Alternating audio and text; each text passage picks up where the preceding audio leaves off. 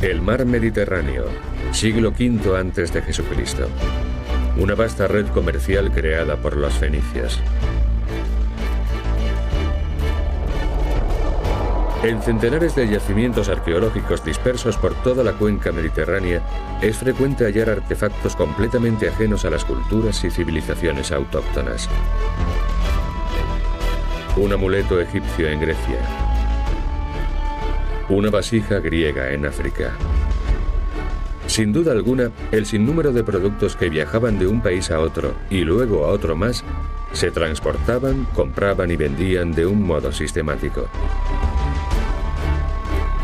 Y fueron los fenicios, tocados con sus características tiaras, a bordo de sus formidables barcos, dotados de un singular talento para los negocios y osados navegantes de altura, quienes más destacaron en esta empresa. A lo largo de nuestra travesía, descubriremos cómo los fenicios adoptaron diversas culturas y las entretejieron para convertirse en los indiscutibles señores del mar.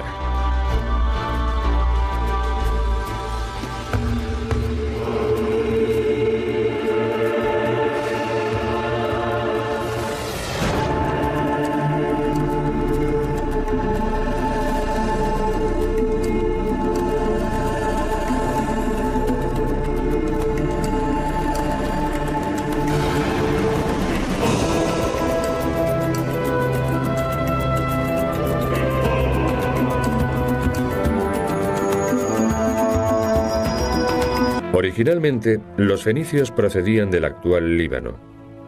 Se organizaban en ciudades-estado, la más prominente de las cuales fue Tiro, donde aún se yerguen sus magníficas ruinas romanas. Para los fenicios, la forma más sencilla de prosperar residía en el contacto con otros pueblos. Y la ruta más rápida hacia nuevas tierras y culturas era el Mediterráneo. Pronto se convirtieron en consumados marinos y astutos mercaderes, sin duda los mejores. Aprendieron a descubrir qué bienes ofertaban y demandaban aquellos pueblos, y comenzaron a surcar los mares y a comerciar ya en el segundo milenio antes de Cristo.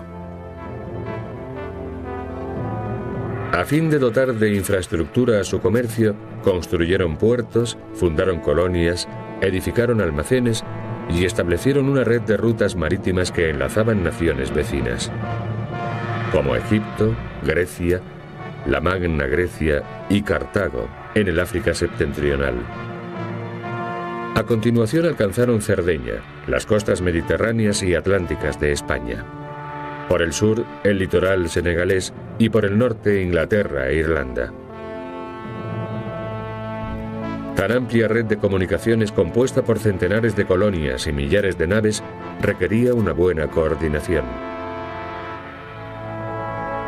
Durante años, los estudiosos especularon acerca de los medios de comunicación empleados por los fenicios en aquellos remotos tiempos para organizar el almacenaje y la compraventa de tal variedad de artículos.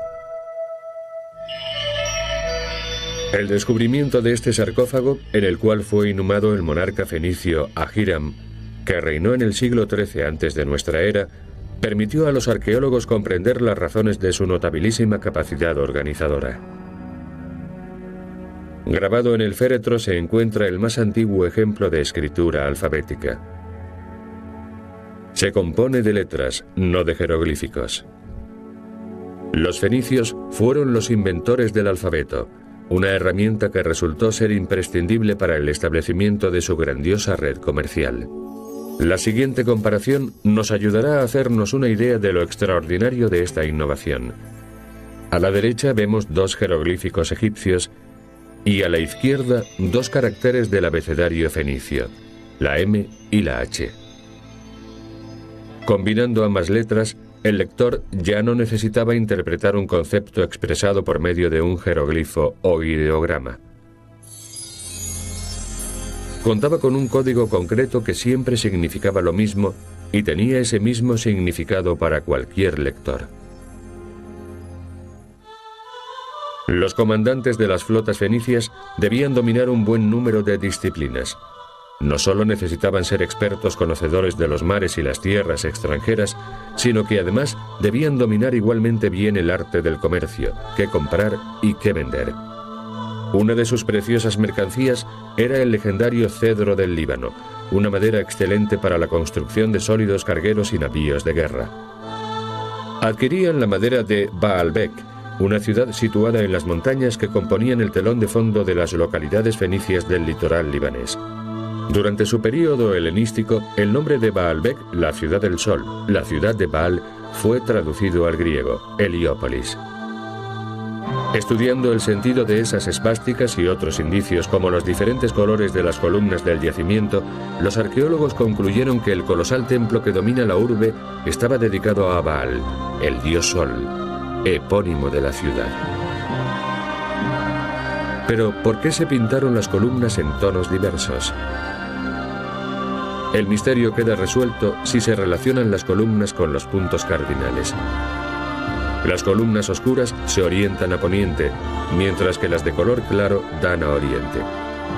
Se supone que simbolizan la vida y la muerte, el nacimiento y el ocaso del sol. En torno al año 60 de nuestra era, la cela del Templo del Sol era el edificio más destacado del recinto sacro, con sus 54 columnas de más de 18 metros de altura y 2 de diámetro. Tras cargar los troncos de cedro en sus carros, los mercaderes regresaban a la costa, donde sus barcos los aguardaban. En la Biblia, el profeta Ezequiel afirma que la ciudad fenicia de Biblos, también situada en el Líbano, albergaba los mayores astilleros de la antigüedad. Cruzar los mares no era una tarea baladí, ni siquiera a bordo de un buen bayeul. Esta es una de las razones por las que en toda el área mediterránea se impetraba el auxilio de las divinidades. Estas preciosas estatuas de bronce bañadas en oro lucen un singular tocado, el libad, una prenda típicamente fenicia. En Biblos se han hallado innumerables esculturas. Se trata de exvotos empleados para invocar el favor de los dioses. Se descubrieron en uno de los principales centros de culto de la religión fenicia, el Templo de los Obeliscos. Tanto en Biblos como en otras urbes fenicias se han encontrado los restos de numerosos mercantes fenicios. La típica nave fenicia medía 20 metros de eslora por 5 de manga, lo suficientemente espaciosa como para transportar grandes cantidades de la preciosísima madera de cedro y lujosos tejidos de color rojizo teñidos con el producto extraído de un molusco llamado púrpura. Los fenicios deben su nombre a estas telas, ya que se deriva del término griego phoenix, que significa púrpura, escarlata. Esta valiosísima mercadería tenía buena salida en cualquier puerto. No obstante, los mejores capitanes preferían comerciar con un género que valía su peso en oro, los kuroi. El kuros es el paradigma de la armonía y la proporción del cuerpo masculino. Muchas de estas estatuas, datadas en el período arcaico, se descubrieron en la isla de Rodas, en las inmediaciones de Cameidos. En el transcurso de las excavaciones se desenterraron estas célebres ánforas, exponentes de la cerámica de Fiquelura. La gran concentración de arte y artesanía de la isla se debe a que Rodas era el foco de varias importantes rutas comerciales. A fin de hacer más llevaderas sus largas travesías, los barcos navegaban de isla a isla, y Rodas era una escala obligada. Aquí se encuentra el Cózon, o dique seco de la colonia, que se conserva intacto al cabo de los milenios. Aquí, los griegos adquirían los tejidos purpúreos y la madera de cedro de los fenicios. A cambio, estos llenaban sus bodegas de piezas cerámicas exquisitamente decoradas y otros objetos procedentes de toda Grecia, entre los que se contaban hermosas estatuas helenas como esta, así como bronces de la Magna Grecia, quizá realizados por encargo de algún potentado fenicio residente en una colonia remota. Este efebo de bronce, o el renombrado joven de Mocia, se hallaron en el transcurso de las excavaciones efectuadas en la antigua colonia fenicia de la isla de Mocia, en Sicilia.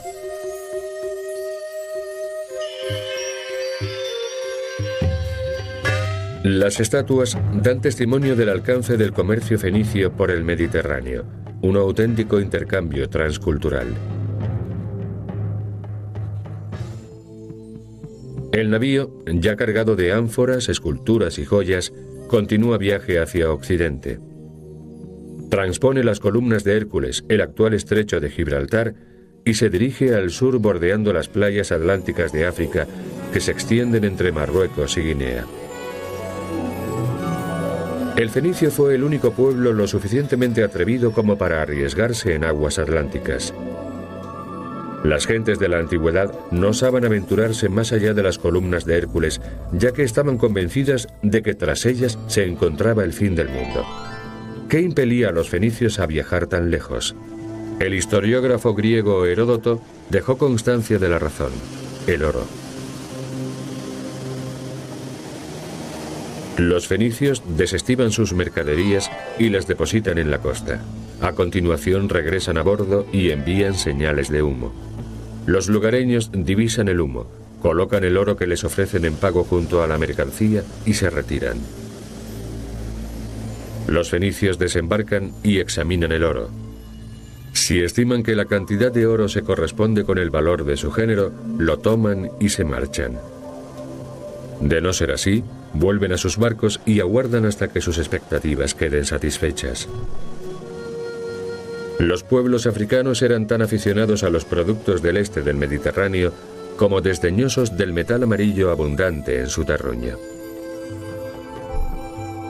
Los fenicios hacían un negocio redondo.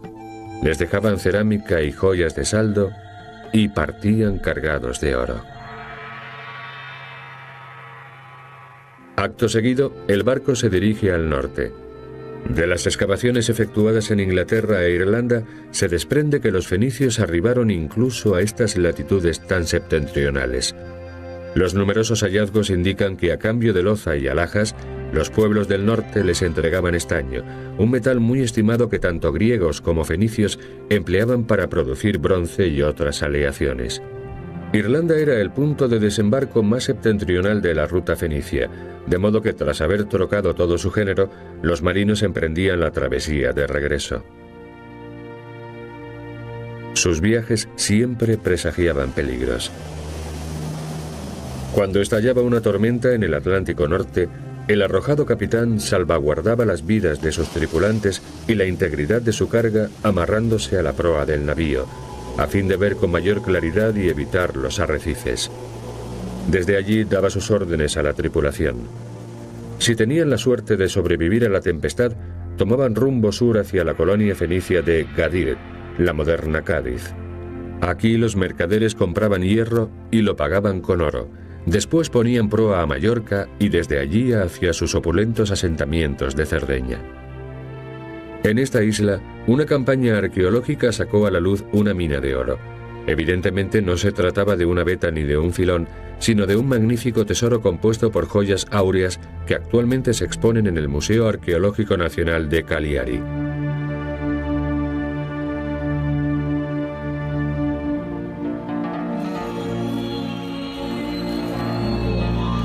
Puesto que en Cerdeña jamás ha habido yacimientos auríferos, el metal precioso debía de llegar de África a bordo de bayeles fenicios. En las colonias sardas eran los propios aurífices fenicios quienes trabajaban el oro, confiriéndole las más singulares formas por medio de unos pequeños moldes. Cerdeña era el mayor centro productor de artesanía fenicia, especialmente de vidrio. En la isla se fabricaban ungüentarios empleados para envasar bálsamos y perfumes, collares y sus típicos amuletos. Durante siglos se creyó que los fenicios habían sido los inventores del vidrio. Aunque tal teoría ya está desprestigiada, es evidente que eran unos maestros vidrieros sin par. Durante muchos años, los arqueólogos se hicieron cruces acerca de la ambigua sonrisa de estas burlonas máscaras.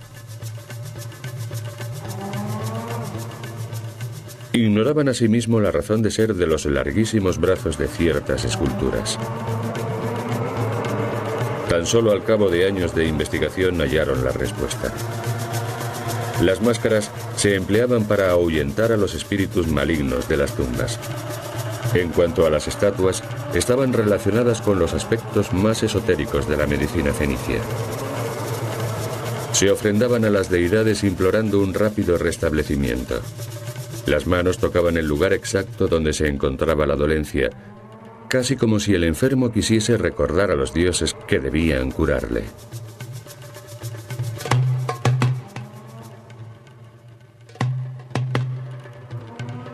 Muros y mar. Esta combinación suele implicar que nos encontramos ante un emporio fenicio, es decir, un destacado centro comercial. Puede que el sitio arqueológico de Zarros, en Cerdeña, no conserve ninguna gran estructura arquitectónica aún en pie. No obstante, se trata de uno de los más elocuentes en lo que a urbanismo de la antigüedad se refiere. Aquí los fenicios permutaban parte de su hierro, plomo, estaño y oro por joyas. Zarros fue uno de los principales centros joyeros de su época. Amén de los numerosos vestigios fenicios, en la isla se encuentra una singularísima construcción circular llamada nuraga, la vivienda fortaleza típica de la civilización nurágica, el pueblo autóctono de Cerdeña dominado por los fenicios. He aquí la imagen que debía de ofrecer la aldea hace 3000 años.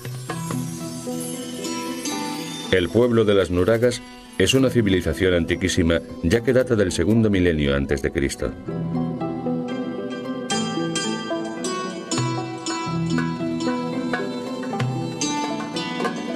Sus poblaciones eran sumamente abigarradas, surcadas por angostas y serpenteantes callejas que facilitaban la defensa en caso de incursión enemiga. Las nuragas de los antiguos ardos eran una combinación de torre fortificada, granero, taller y vivienda. No se hacían distingos entre las funciones de los diversos edificios. Tan solo existía la nuraga, un lugar de habitación donde las actividades productivas y la vida familiar se desarrollaban en torno a una hoguera, el centro sobre el que gravitaba la morada. Pero, ¿qué significa exactamente el término nuraga? Al parecer se debe a la tipología constructiva del edificio. En la ancestral lengua isleña, nur significa montículo hueco. Como podemos observar, sus muros tienen mayor anchura que el área habitable. En su fábrica se emplean grandes piedras superpuestas en seco, es decir, sin argamasa. Las nuragas podían llegar a alcanzar los 10 metros de altura sin necesidad de utilizar mortero de cal. Y en efecto semejan montículos.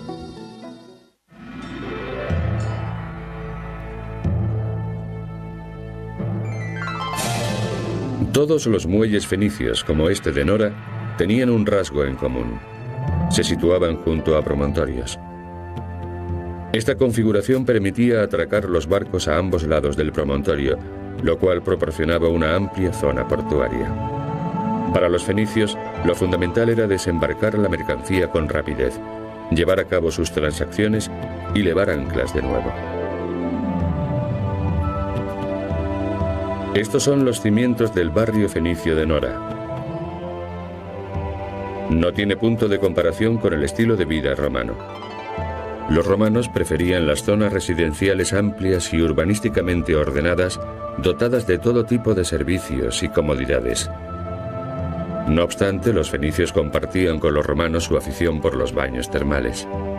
Las termas de Nora están decoradas con riquísimos mosaicos. Su teatro es igualmente espectacular.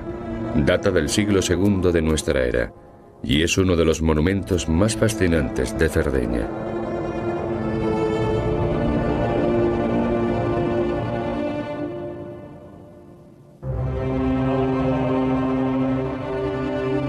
De este puerto fenicio, construido en el siglo V antes de Jesucristo, las naves volvían a zarpar, ahora repletas de aún más joyas y objetos preciosos. Uno de los mayores misterios arqueológicos de este siglo está relacionado con el puerto de Cartago, la reina del Mediterráneo, la más poderosa colonia fenicia. Según el historiador griego Apiano de Alejandría, el puerto constaba de dos muelles, uno cuadrangular, el comercial, y otro circular, de uso militar, en cuyo centro se alzaba una isla.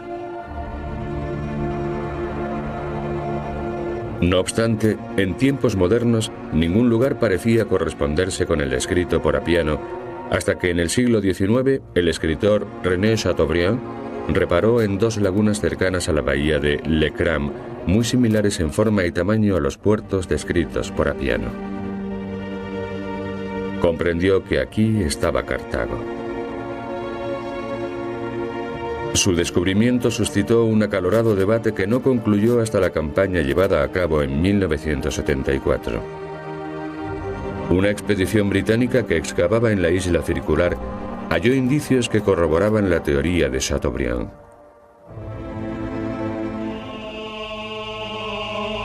El activo puerto de Cartago fue el mayor y más moderno del período prerromano. A través de un estrecho canal, los barcos de guerra pasaban del puerto comercial al militar. Los barcos mercantes tenían prohibido traspasar este límite. La nave que entra a puerto es un trireme, una embarcación provista de 3 filas de remos. Si bien los cartagineses disponían asimismo de cuadrirremes y quinquerremes, que podrían compararse con los actuales buques de guerra. Todos los navíos que regresaban de sus campañas bélicas, que sirvieron a Cartago para dominar el Mediterráneo y proteger las rutas comerciales fenicias, se amarraban en este muelle. Era circular y en su centro se encontraba una isla, también redonda, conocida como Isla del Almirantazgo. Tanto en la isla como en el perímetro exterior del atracadero se abrían diques secos. En la isla se alzaba el pabellón del Almirantazgo, desde donde el comandante supremo de la flota cursaba las órdenes militares. Un corneta y un heraldo pertrechado con banderas ordenaban el tráfico portuario. Si el corneta señalaba un giro a la izquierda, debía haber espacio suficiente para realizar la maniobra. La dársena por donde operaban las naves tenía una anchura de más de 90 metros, los mismos que tenía el diámetro de la isla del Almirantazgo, que ven a la derecha. En el centro había 30 atracaderos y otros 140 más en su cara externa. Dado que algunos de los profundos amarraderos centrales podían albergar 2 naves, el muelle podía acoger hasta 200 buques simultáneamente. En invierno, el puerto militar de Cartago siempre estaba atestado, ya que el mal tiempo hacía sumamente peligrosa la navegación por las agitadas aguas del Mediterráneo. Por lo tanto, se procuraba evitar los conflictos bélicos durante los meses invernales. Sin embargo, era la época idónea para el mantenimiento de las naves. Los trirremes se izaban a tierra firme por la suave pendiente que describe la isla. Unos tablones de madera dispuestos transversalmente facilitaban el agarre de los barcos al ascender por la rampa, llamada grada.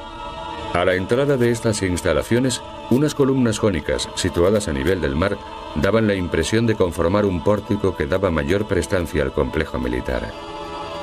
Los bayoles también se embellecían. Normalmente las naves fenicias llevaban ojos pintados en la proa a fin de infundir terror a sus enemigos. Los buques de guerra, a diferencia de los mercantes, disponían de remos y remeros, lo que les permitía alcanzar mayores velocidades. Amén de excelentes marinos, los fenicios eran magníficos constructores navales. Fabricaban embarcaciones en serie y reemplazaban los navíos hundidos por el enemigo con gran prontitud. Todas las piezas del barco iban perfectamente identificadas con rótulos y se almacenaban listas para un rápido ensamblaje. Esta técnica les permitía construir toda una flota en un tiempo récord. El centro comercial cartaginés se hallaba en Byrsa, la colonia donde se erguía la Acrópolis de Cartago. Aquí es donde se realizaban las principales operaciones mercantiles. la compraventa de la joyería y el vidrio importados de Cerdeña. Estos bienes tenían mucha demanda en Cartago. A su regreso de Fenicia, las naves remontaban el Nilo hacia el grandioso y enigmático reino de los faraones. Aunque en la religión egipcia primaba el mundo de ultratumba, la realeza no desdeñaba los tesoros terrenales. Los fenicios intercambiaban las piezas de orfebrería procedentes de zarros por lino, un resistente tejido que tan solo los egipcios sabían elaborar. Este material era indispensable para la confección del resistente velamen de los bayeles fenicios. Seguramente adquirían asimismo originales mercancías muy al gusto de la corte persa, como por ejemplo monos y cocodrilos. Finalmente, y completando el ciclo, al arribar a la ciudad de Tiro, vendían los animales exóticos a los persas y el lino a sus compatriotas. Como beneficio les quedaban el oro, la plata y además mucho más dinero del que habían pagado por la madera de cedro en Baalbek. Mediante sus viajes y su comercio, sus habilidades mercantiles, los fenicios tendieron lazos con la mayor parte del mundo conocido, lo cual permitió a los diversos pueblos con los que trataron compartir lo mejor que aquellas distantes culturas tenían que ofrecer. Los fenicios, indiscutiblemente los más expertos mercaderes del Mediterráneo.